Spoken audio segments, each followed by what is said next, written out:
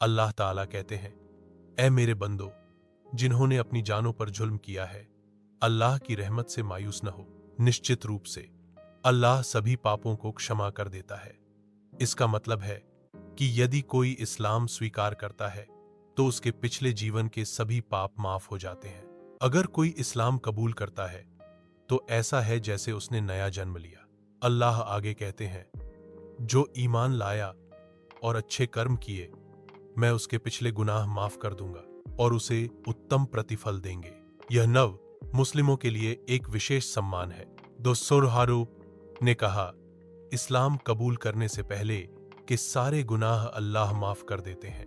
इस्लाम अपनाने से एक व्यक्ति एक नया जीवन शुरू करता है जहां अतीत के बुरे काम मिट जाते हैं। एंडर हारोर ने जीरोर कहा, इस्लाम 0 करने से पहले किए गए अच्छे काम भी उसके लिए लिखे जाएंगे। इस्लाम अपनाने से एक व्यक्ति को पिछले अच्छे कर्मों के लिए पुरस्कृत किया जाता है।